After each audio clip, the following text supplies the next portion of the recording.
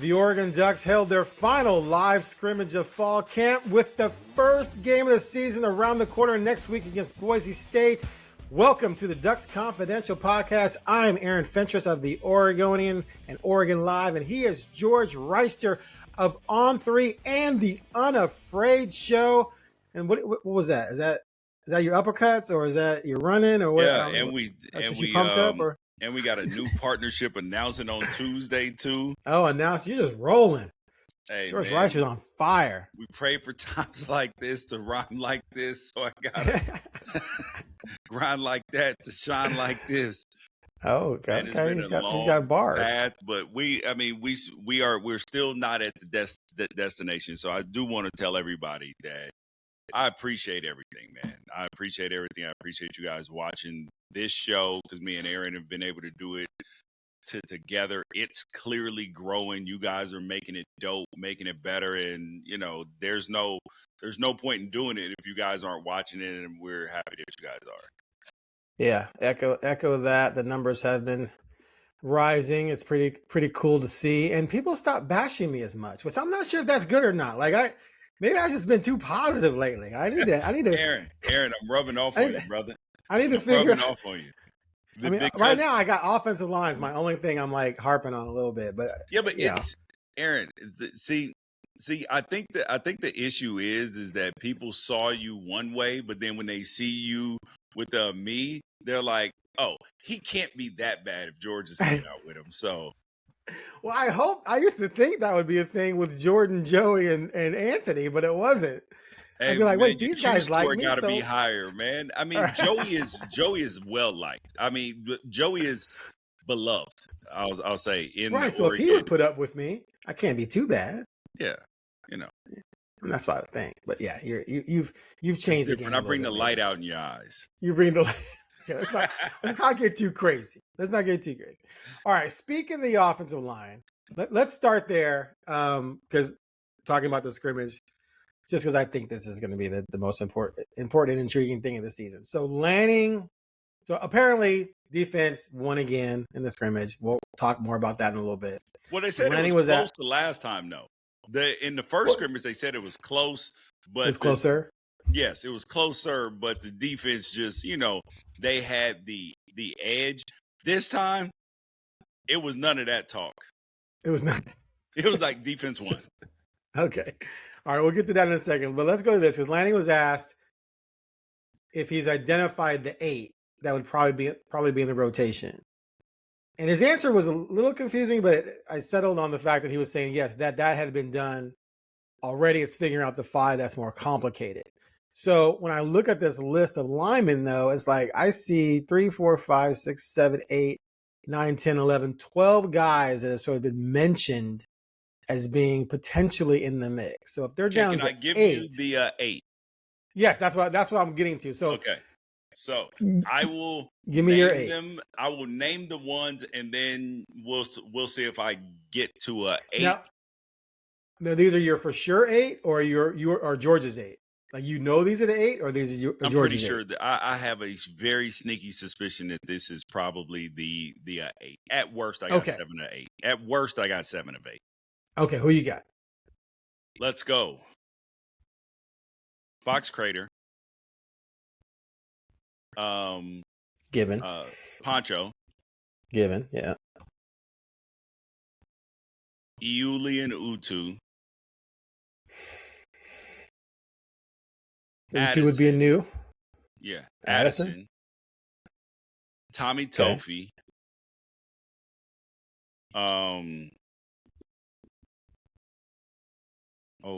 What's the other young kid's name?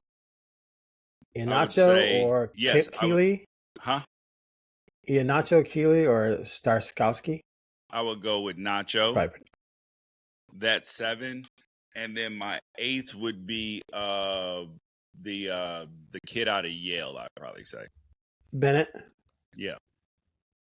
Okay, so that would mean no Rogers. Keeley, the true freshman, not in it. Ferguson, the sophomore, not in it. Dimitri Manning, not in it. I would actually put Dimitri Manning in. And take Ahead of who? Nacho out initially. But I think that Okay. Nacho will get in that, but not maybe in the beginning. Not right away. Okay. So the only real... So no Janoris? You don't think? I did hear that Janoris was playing well. So let's drop out who was the last person that we added? You said Bennett. Are you taking it? Oh, you said Manning. You said Manning. No, so I'll drop Bennett and we'll put Manning in. So we got Nacho and You sure? Yeah, I feel good about that. Okay, so Poncho, Crater, Iuli, Utu, Addison, Tofi, Janoris, and Manning. Yeah, that sounds good. So the senior transfer from Yale is not going to be in the rotation. He could be. That's why I said I got it. I got at least okay. 7 This is your prediction. I got at least 7 and 8. This is more prediction than for sure. Yes, that would be a shame. Hold up. I'm going to tell you that the first 6 are the first 6 that I've named are for sure in that category. The first 6 I named are for sure in that category. Yeah. Okay. Yeah. Yeah. Lots been said about Addison rising up, and Tommy Tofi could be like the next Panay in terms of the freshman sensation level player. So 3, 4. Okay, so that's 6. So yeah. So then the other spots, the 2 spots in the 8 would be Wilson, Manning, and/or Bennett. Okay. So first thing, the offensive line situation moving forward looks really, really good. Yeah. Right. Like, coming into next year, it's going to be like, I mean, even though you lose Poncho and Iuli, you just feel really good about the level of talent around. Yeah. And amongst the last 2 classes, right? Yes. I mean, Iuli's a good player, but it's not up to this point. Granted, he could take another leap this year, but he's not Max Unger at this point yet. Right. It sounds like his main superpower right now is his experience over some of these young guys. Correct. The young guys are probably more talented. Yes. More gifted. Yes. Even though he's for sure an NFL player, but there's levels to it. Yeah, exactly. Okay, let me ask you this though. So the roster came out and they had Tofi at 365 and Inacho at 360. Yes. That's too big, right? No, because there aren't many linemen pushing 360. Are there? Here's the difference in Nacho is this. Nacho is the amount of, I forget what the exact number I was told was, but his amount of muscle and bone is insanely high. Like we're talking well over 250 pounds. Just muscle and bone. Yes. so they don't even think he can be under 350. Okay. Like that, they're like 3. It ain't happening. Like your body can't even hold it. So, I mean, he's a big dude too. It's not like he's 6'3". Right. So and Tommy Tofi, you don't have to worry about anything there. Don't worry about nothing. Because usually, I'm not saying, I mean, clearly these sound like different kind of cats, but usually when you start getting past, getting to 360, you hear talk about, okay, yeah, they're normally some of that's baby sloppy. fat, yeah. and they need to they're trim normally down. A little sloppy. Yeah, nope. Right, nope, and they don't move as quite as well as they could if they got down to 330, 340, which listen, you ain't got to worry about Tommy Tofi. I'm going to tell you that right now. I'm believing you. I would be highly surprised if he don't take the first snap. If he's not out there with on the first snap of the game next weekend, I'll be surprised. Yeah, that's what it sounds like. Like he's made an impression to the point where you stick in that guard. There is one name that I heard about him in the spring, and I was like, man, slow down. Slow the hell down. They said Panay. Yeah, I've heard that too. Like the inside lineman version of Panay. In terms of freshman impact, right? Might not be inside though. Oh, he might be right tackle or left tackle? Bro, They like him a lot. Let's just or anywhere he wants, pretty much, right? Yes. Tommy, yes. Where would you like to play today? Coach, I think I'd like to try left guard for a little bit. They're like, he's a boy. He's a boy. Nice. Well, again, a lot of people like to look ahead. I love looking ahead. And you look at this and you say, okay, Addison, Inacho, Tofi, Crater, those 4 are coming back next year. Yes, 100%. And then you still have Staskowski, I might be pronouncing it. You got Keeley, you got Ferguson, and then Jordan Norris is going to have a year left as well. You got Manning. Like, they're just loaded up front with guys who they didn't feel they needed to go recruit over with transfers, which is, exactly. Believe in Lanning and Terry. You know exactly what they think about them. Exactly. So the offensive line situation moving forward might be the best situation on the team. And that's saying a lot because there's other great situations, but that situation could be one of the best moving forward. Although I still think I got to see more before I believe this is a national championship caliber offensive line, but we'll get there. That's all fine. Right. Listen, all right. Listen. That is perfectly fine, Aaron, and I don't think that is an outrageous take. We just can't be 4 weeks into it and you're like, I don't know. I gotta see more. Yeah, it'll because by week 4 it's a yes or a no. No, week four you haven't played anybody other than USC. USC can't play defense. So USC doesn't play defense. Defense. After the USC game no, if this we is will a championship not, no. offensive line or not. No, we will not. No. Yes, you will. Okay, one of the running jokes that came out last year, and with you and on Talking Ducks, was that Aaron Fentress wouldn't declare the window open until the 4th quarter of the national championship game.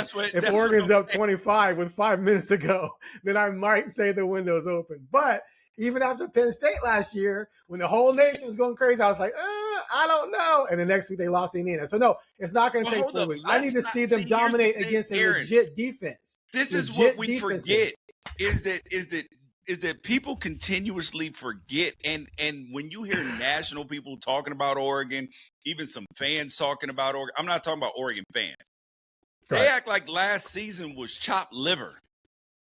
Like, they're like, oh my God, did you see the way they went out of the play? Oh my gosh, there was, I don't know if like every other team in the country except for Miami and Indiana, and whoever else was in the semifinals, that outside of those 4 teams, that everybody else would not have traded seasons. Right. You know what I mean? It's amazing how, but it's that final impression, right? If that final impression is bad, people remember you as trash. It happens with Super Bowl teams. When Super Bowl team gets blown out, oh, they suck. They got blown out in the Super Bowl. Fool, they made the Super Bowl. You got to make it to the Super Bowl to lose in the Super Bowl. Jump. Exactly. Nah, I'm with you. All right. So let's get back to the defense. So you said you've heard from people inside the Fortress of Solitude that the defense was even better this time. Solitude, that is hilarious.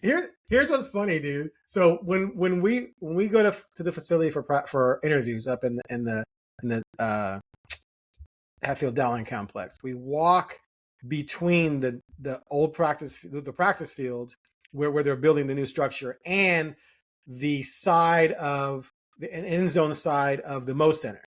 And so because it's been warm, when they practice inside, those doors are open. And sometimes there's fans. So we walk by big, giant double doors once and then twice at the other end, and they're practicing in there. So technically, I've gotten to see a combined 55 seconds of practice this year. I don't dare pause. And go, because I'm afraid like a SWAT team might come flying from the roof. Hut, hut, hut, hut. Right down against the wall. Right. Give me your phone. They're going through my phone to try to delete if I took any pictures. So I'm walking like really fast. It's like watching the movie Life. If you cross the gun line, you will be shot. Exactly. So I'm walking really fast, kind of glancing. Yesterday when I walked by, they were doing a kickoff or something like that. But anyway, you have some sources inside the building who are telling you the defense crushed it. Again, even more so in the last scrimmage. So the question is, and you and I know the answer to this, and we're going to agree on this 100%. is it good news to hear the defense is dominating, or is it bad news on the other side? Because, you're going against each other. So when a wide receiver roasts the secondary for a touchdown, it's like, oh, man, that receiver's dope. But it's like, oh, but who was covering him? Right? Yeah. Okay. But so anyway, what are you hearing? Oh, it is great news. It is great news. And the reason why is because it would be different if you had a freshman quarterback starting, unproven wideouts. Then you'd be like, I don't know. I don't know. But you got dudes. Like, you have dudes. So you know what that means? What? That means that the defense is exactly what I thought it was going to be. The number one defense in college football. Very well could be. They are fast, they are physical, and they are giving the offense fits. But that does not mean the offense, when you hear the defense dominated, that doesn't mean that the offense didn't make plays. That that they just didn't cross the 50-yard line or anything like that. Because there were some bright spots on offense. One of them, in case anybody was wondering, such as Kelly Smith Jr. Yeah, we keep hearing this. Yes, we keep hearing it, that it's better. And here's the thing. I don't know if it meets the standard yet. However, when you keep hearing better, if you put enough better together, if you keep stacking better, you eventually gonna get to the standard if you keep getting better, as long as you got enough time. So would you be surprised at this point if he was number 3? Ahead of Brock Thomas? I would not be surprised. Yeah. I actually expect that right now. I mean, he's definitely more talented, clearly. Or one was a walk-on, one was a 4-star kid. Bigger. I mean, was he 6'5", 245 or something? Yeah, he's a big boy. He's a big boy. The other day, oh my God, who said it? He said he looked like Cam Newton. Was it Dante? Dante said he looks like Cam Newton out there, right? Which, dude, he's lofty a big praise. Boy. I know. I've seen him walk by a few times. Like, damn. Yeah, so that's great to hear for a lot of different reasons. So the whole defense thing. So there's a huge difference, and I've experienced this, with some teams. I've been on our coast where our defense dominates the other team, and the defense thinks they're the 85 Bears. And I'm like, dude, their quarterback can barely throw the ball 20 yards, right? Their offensive line is undersized. Like, you're not. This doesn't mean you're not good, but the offense is incompetent.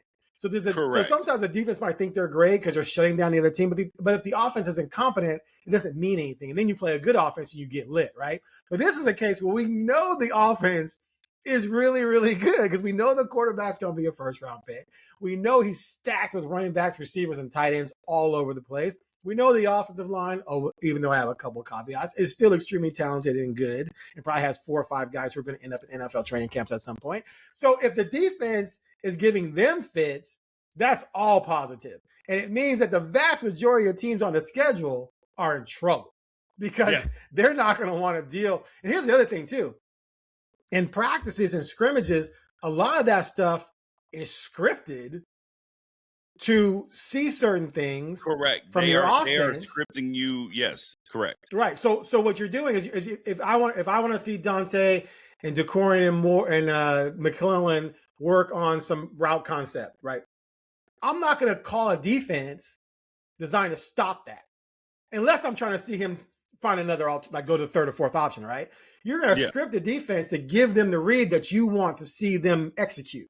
So there's a lot of that goes into this. And so, for example, if you had a scrimmage and Hampton just blitzed all the time and Oregon's got 3 freshman linemen in the game, the scrimmage is worthless. Because the 3 freshman linemen are getting their heads kicked in. The defense isn't really getting any work because the deck is stacked on their side. And so you're not accomplishing anything. So you're scripting things to try and help the offense anyway. And if they're still getting roasted, that means your defense is just that damn good. And someone the other day made a great point.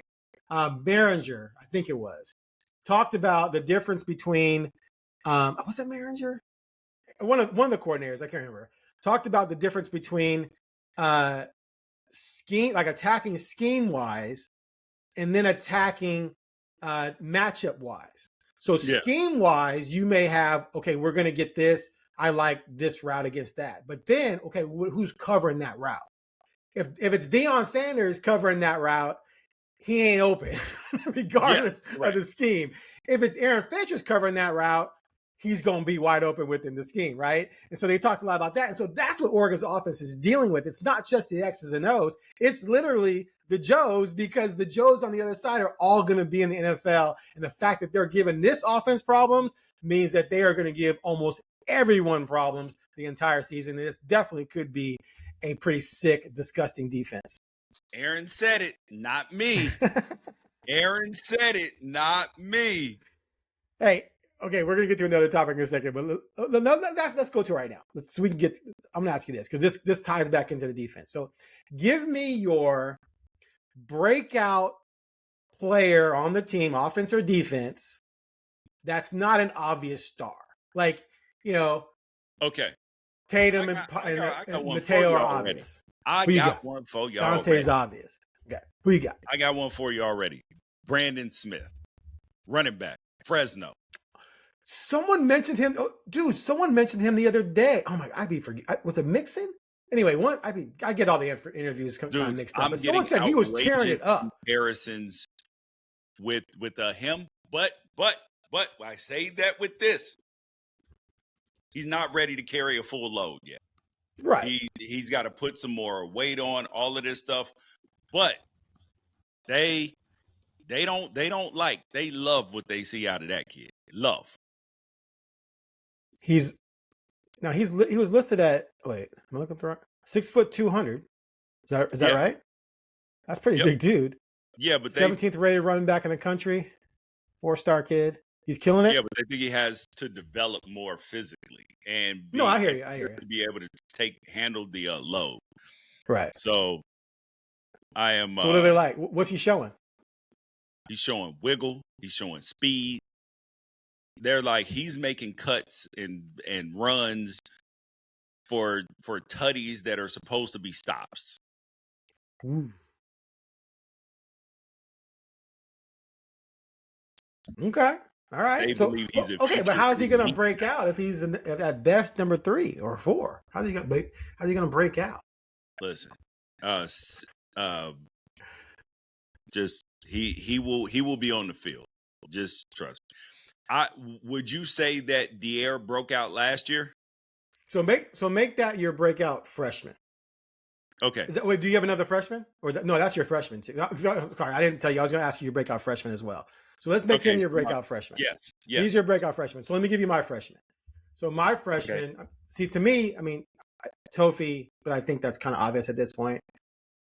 Okay, I'm going a little bit similar to what you're saying, because you're saying this guy who may be the third back is going to do enough to be a breakout guy.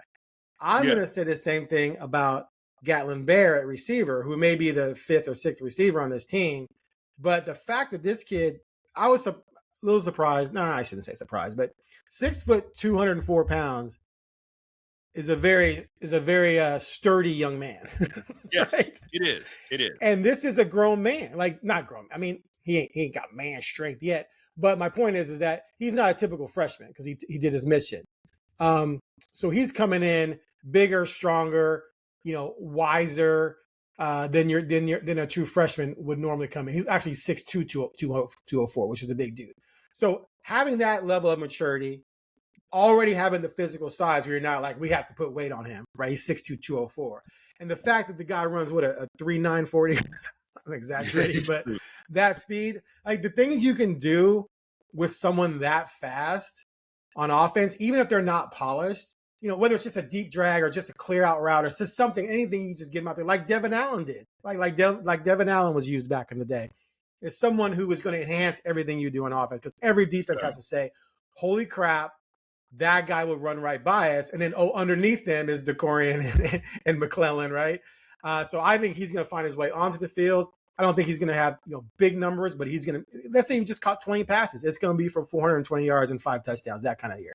If I were to bet on anybody to catch 20 passes, it probably wouldn't be Gatlin, even though I do think he's going to catch some passes.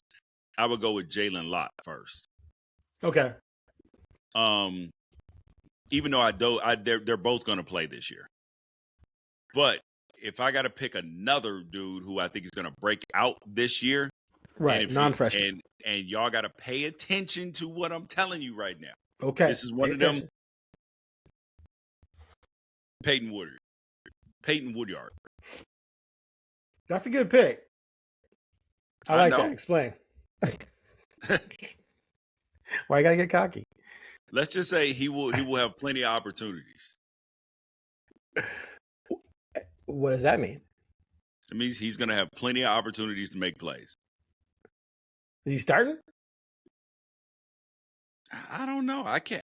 One can never know, but until they run out there. But I just know that start, not start, whatever you want to call it, he's going to have plenty of opportunities there. So he was mentioned by Hampton the other day as someone who's been playing really well. They are obviously crowded at safety with Flowers, a returning honorable mention all guy, and then Coy Parrish. Could Woodyard be in the mix at nickel? No. Or is he not? He's more of a true safety. Yeah. So then they could slide Parrish down to the nickel. He's got that kind of agility, sort of. No. So who's he beating out? Who's he playing over? I mean, it's not. It ain't Parrish. If it's anybody, it would be Flowers. But okay, yeah, okay. So that messes me up because that's one of my. That's a guy I think is going to take a huge step this year after being honorable mention All Big Ten last year as a redshirt freshman. But you're telling me. Here's the thing that I want people to understand, because normally when we say things like, "Oh man, this dude may be in front of this guy," let me explain to you what is going on with this team right now. Okay, what is going on with this team, Aaron, is guys are scared to miss practice.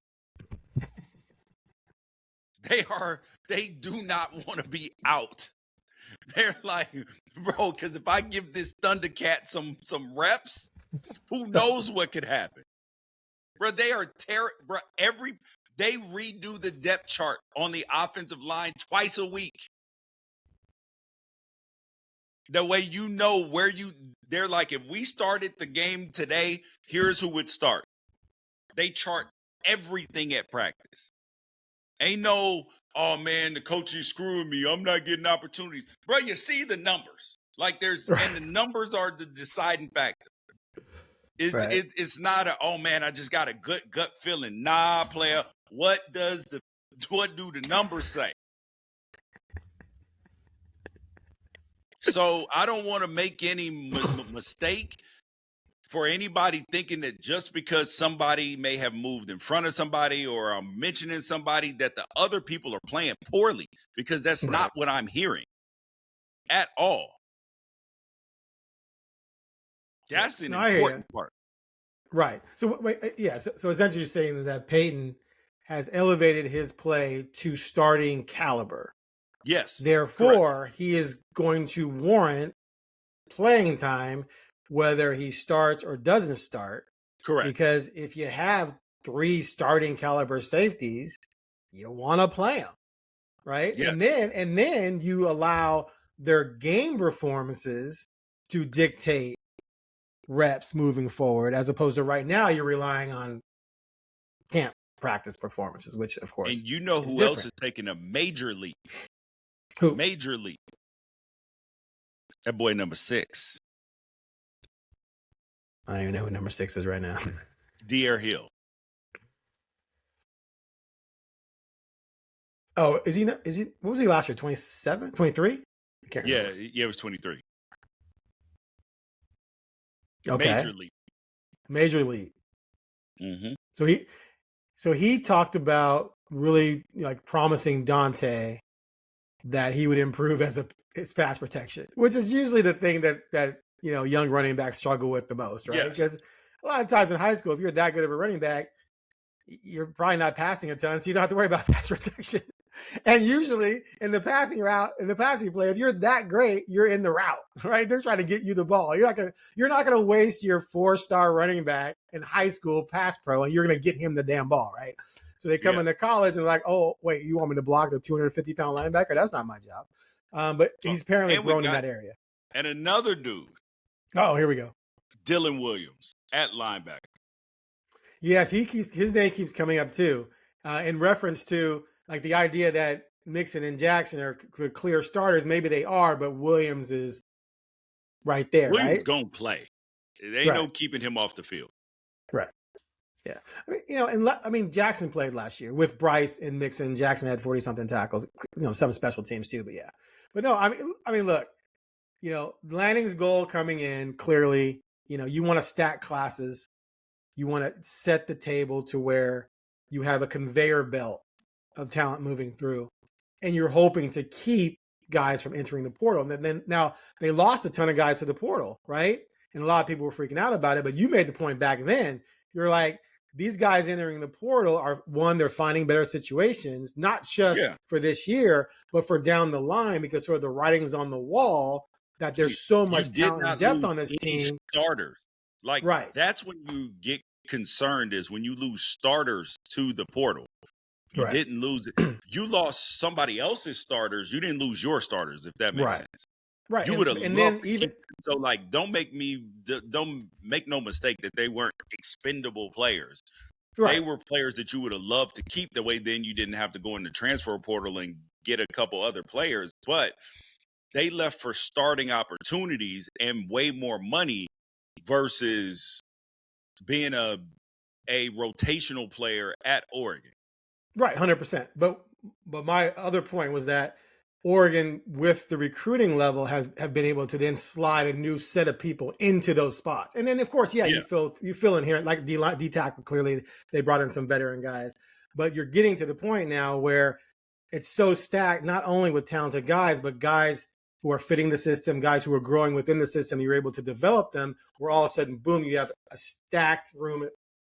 Quarterback, even with Achille doing what he's doing, running back looks stacked, wide receiver looks stacked, offensive line looks stacked, defense inside linebacker looks stacked. The secondary is ridiculous. I mean, you could probably argue they're probably going to go into the season with 8-man rotation in the secondary, right?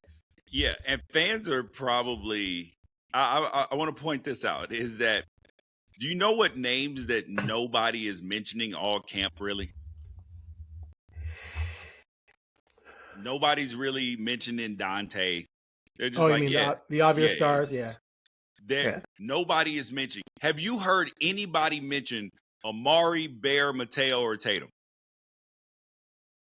Well, just when they're asked. Yeah, but there's no mention of them because, and it's not because they're not doing anything. They're just not mentioned because they're doing exactly what they're supposed to be doing. Because they're given.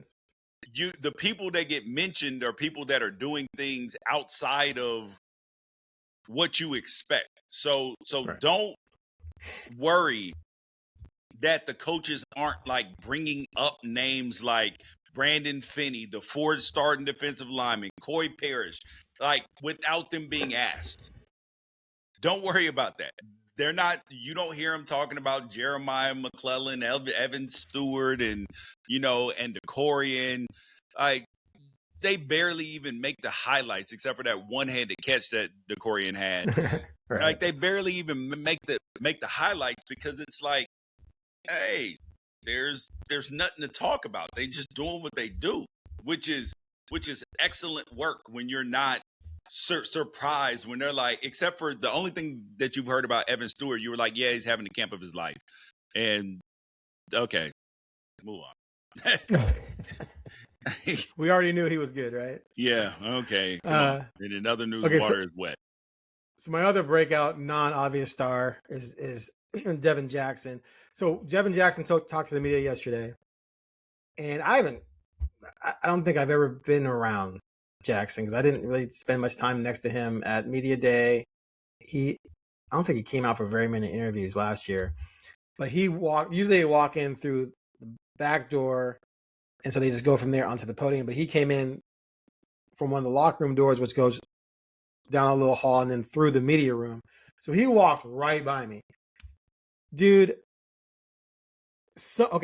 him being big is one thing. We've all seen a lot of big dudes. He's 6'2", 242. Yeah. That's a big dude. We've seen that before. But the idea that monster who walked by me might be the fastest cat on the team is just... Now, he said he didn't run 24 miles an hour. He said, I'm not even going to lie. I can't even claim that. He's on the freaks list, the athletics freaks list. They said he ran 24 miles an hour. everyone on the team says he's the fastest guy. But he said that's not true. Then he said, I was somewhere in the mid 23. So, okay, so you ran 23.5 or 6 miles. So like, yeah. So you were a He half was a like, step. bro, I'm not gonna sit up here and lie, but I I'm am not like faster than 23 and a both of them. half. Yeah, exactly.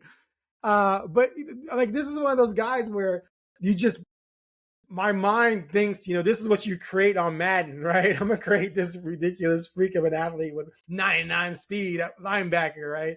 And get 30 sacks on Madden. But yeah, I mean, to unleash something like that around everything else, it's just could be insane. So I see him having just a monster of a season and playing his way into being a first 3-round draft pick. What do you think? Oh, I definitely do, because his athleticism is elite. If he can bring a very physical nature to his game, it is going to be a problem. Like, he's going to be an issue, somebody that is that big, that fast, and that strong. And if he's able to put it all together and stay healthy, yes. First 3-round guy is definitely within the possibility, because he's going to test so well. Like, he's going to test well. Like, he's not going to run slow. You know what I mean? If you show up at 6'2", 240 off the street working as a UPS driver and run a 4.4, they're going to bring you to camp. Yes. Which didn't that happen like 20 or 30 years ago? How did we miss this guy? Didn't that happen like 30 years ago? Some UPS guy ran like a 4.3 and some NFL team brought him to camp. No, you remember that? No. That was the beer man down with the Saints. Okay. Yeah, that was the beer man. Forgot his name, but yeah, he was the beer man. Yeah. So you can't. I mean, you can develop speed, but you can't necessarily teach it. All right. We exhausted that. Good work. All right, let's end on this. The Big Ten and SEC, I don't know if anyone else has jumped in on this, have passed rules forbidding NFL so the players. League and Sunbelt too. Okay. Forbidding players who entered the NFL process from returning to college if they have eligibility, which a lot of players now have more eligibility remaining because of the new rule that allows for a 5th year in 5 years. So a 4th-year senior who went pro this past year, who had to, now technically they didn't have to. So they'd have a year of eligibility. And if you get cut, can you come back? And the NCAA was kind of like, But then there was a couple of court rulings which ruled you could come back, which meant there was a Texas kid who was in camp with Cleveland and Dallas, but he went undrafted. He came back to Texas, and then LSU signed some dudes who were just recently in fall camp. Final cut days this Sunday, which means there could be a flood of players released who, like, if I'm a guy and I got released, I'm going to be on the practice squad making a couple $100,000, but I can go back to college and make $800,000. I'm going back to college. I don't think that any of these, I think that with the way the NIL is set up and everything now, I think that they're going to be hard pressed to get them at big numbers. Because there's no money available? Yeah. It's kind of late in the game for that, and you're going to be pushing some, but LSU don't give a damn. So they might just be like, hey, we'll deal with whatever penalties come 3-4 years down the line. We'll just take it. So what do you think about the ruling and the whole situation? 2 parts to it. First thing is, I absolutely hate the idea of NFL players coming back, like guys who are done with their eligibility coming back. But for this 2022 class only, I love them being able to play. Well, if they were able to play, like there's a couple guys who fall within the rules. So you got Hendricks that is going to UCLA, the linebacker from James Madison.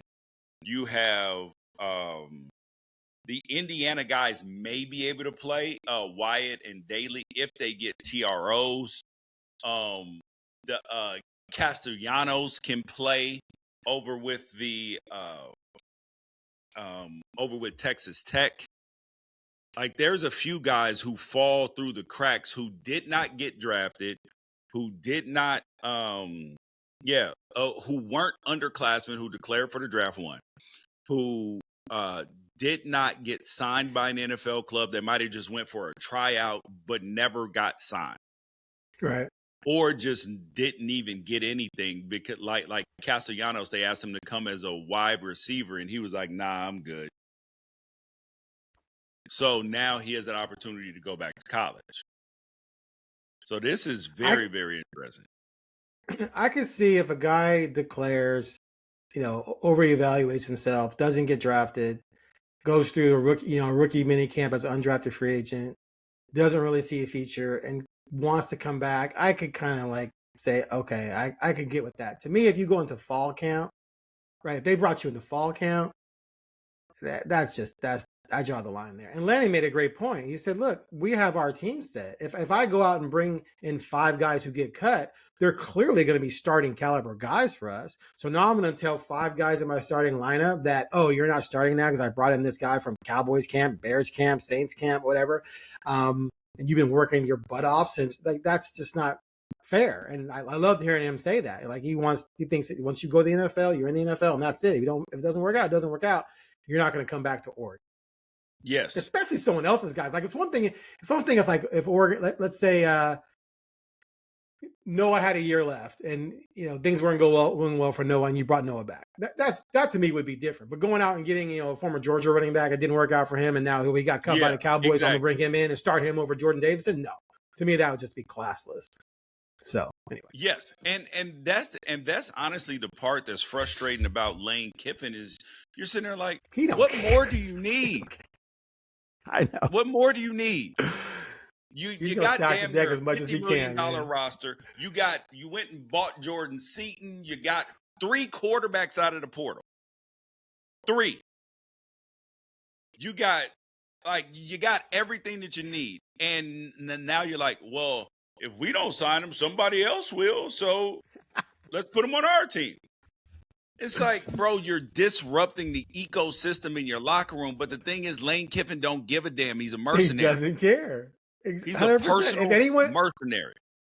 If anyone in the locker room doesn't care, they can kick rocks. Is what he'll say. Yeah. So I would never send my kid to go play for him. Never. Not a chance. And it's just very uncomfortable to me. What's going on here, but the NFL did issue some guidance. The NFL they're providing clarity to clubs later today regarding NFL rules and this player eligibility. They've been in place and remain unaltered. A player that goes back to college this season will be prohibited from signing with an NFL team this year.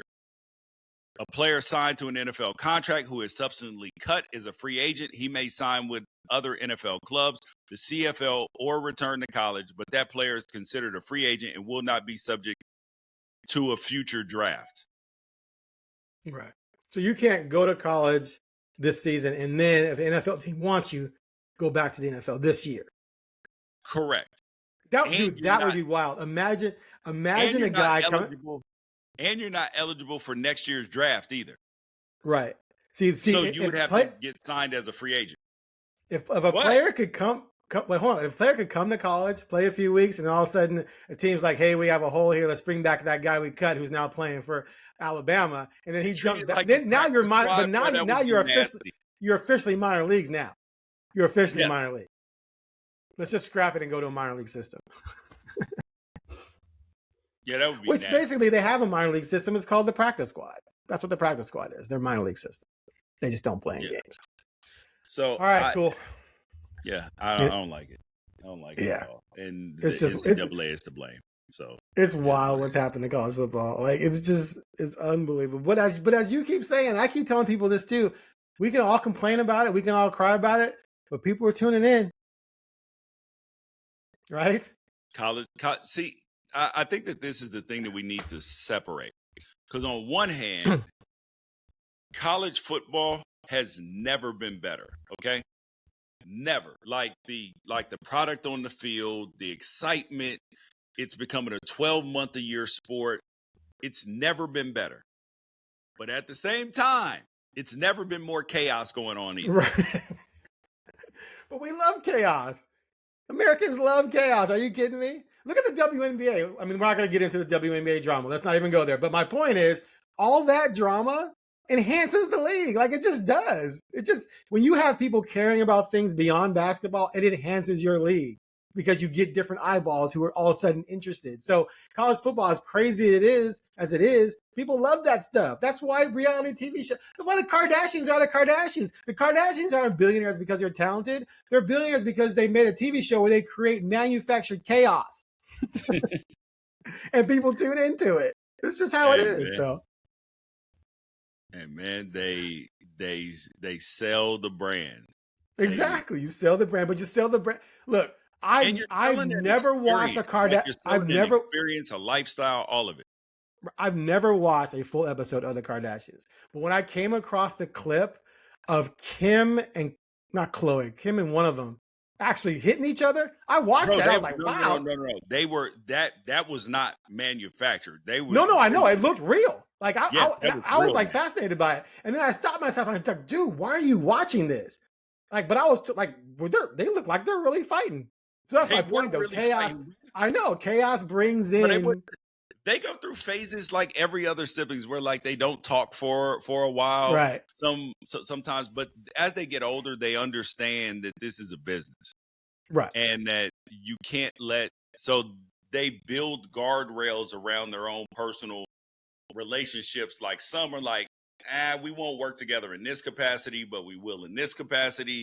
I don't want to be on the show that much. Okay, cool. Like they understand what it is. Yeah, it's all part of the packaging. All right, cool.